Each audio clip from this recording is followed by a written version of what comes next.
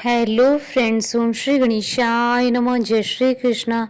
आप सभी का स्वागत है आपके अपने यूट्यूब चैनल पर। फ्रेंड्स, आज हम आपको इस वीडियो में बताने जा रहे हैं कार्तिक मास में सुनी जाने वाली बुढ़िया माई की कहानी के बारे में।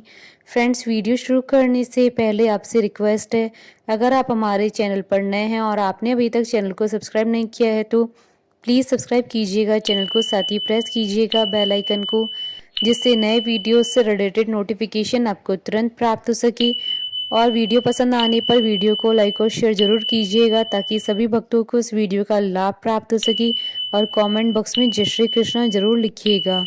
कार्तिक मास महात्मा सभी प्रकार के विघ्नों का नाश करने वाले तथा सारी सृष्टि का पालन करने वाले श्री गणेश जी तथा ज्ञान के दाता देवी श्री सरस्वती जी तथा सब पुराणों के कर्ता श्री व्यास जी तथा श्री गुरुदेव जी के चरण कमलों में नमस्कार करके भगवान की श्रद्धा और भक्ति रस में डूबे हुए कार्तिक मास महात्मा की कहानी कहती हूँ। कार्तिक मास की बुढ़िया माई की कहानी आरंभ। एक बुढ़िया माई थी जो चतुर्मास में पुष्कर स्नान किया करती थी। उसके एक बेटा और बहू थे। सास ने बहू को फलाहार उपवास में खाने योग्य बनाने को कहा तो बहू ने खाली टिफिन ही रख दिया। बेटा माँ को पहुंचाने के लिए पुष्कर गया। रास्ते में माँ से बोला, माँ फलाहार कर लो। जहाँ पानी मिला वहीं फलाहार करने बैठ गई तो भगवान की कृपा से खाली टिफिन फलों से भर गया। माँ ने फलाहार कर लिया। पुष्कर माँ के रहने के लिए एक झोंपड़ी बनाकर बेटा वापस घर आ गया। रात्रि में श्रावण मास आया और बोला, बुढ़िया माई दरवाजा खोल। तब बुढ़िया माई ने पूछा, आप कौन है? मैं श्रावण मास हूँ। बुढ़िया ने तुरंत दरवाजा खोल दिया। बुढ़िया माई ने शिव पार्वती की पूजा अर्चना की, बेलपत्र से अभिषेक किया। जाते समय श्रावण मास ने बुढ़िया माई को आशीर्वाद दिया और झोंपड़ी की एक दीवार सोने की हो गई। भाद्रपद मास आया, उसने भी दरवाजा खोलने को कहा। बुढ़िया माई ने दरवाजा खोला, सत्तू बनाकर कजरी तीज मनाई। भाद्रपद मास ने बुढ़िया माई को आशीर्वाद दिया और झोपड़ी की दूसरी दीवार भी सोने की हो गई। फिर अश्विन मास आया और उसने भी दरवाजा खोलने को कहा। बुढ़िया माई ने दरवाजा खोला, पितरों का तर्पण कर ब्राह्मण भोज कर श्राद्ध किया। नवरात्रि में माँ दुर्गा को अखंड ज्योति जलाकर प्रसन्न किया। सत्य की विजय दिवस के रूप में बुराई का अंत की खुशी में दशहरा मनाया।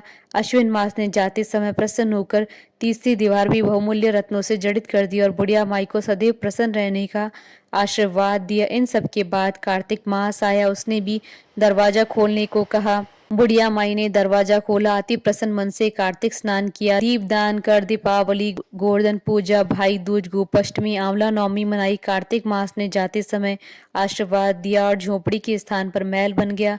बुढ़िया माई गरीबों की सेवा कर भजन कीर्तन में अपना समय व्यतीत करने लगी।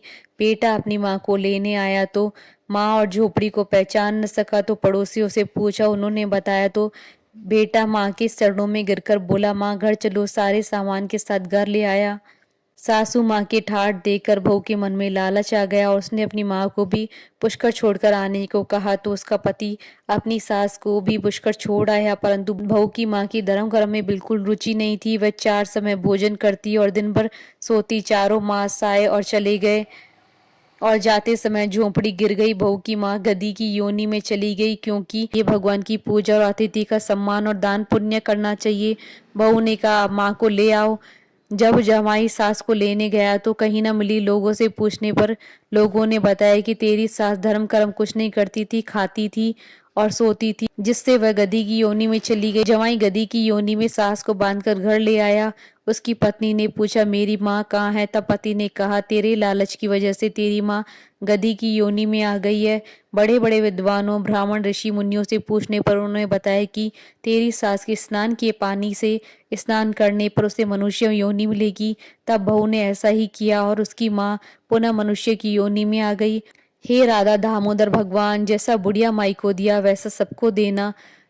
कहता नु सुनता नु हुंकारा भरता नु और मारा सारा परिवार नु। बोले भगवान विष्णु जी की जय, सनातन धर्म की जय। हमारे साथ इस वीडियो में अंत तक बने रहने के लिए आपका धन्यवाद।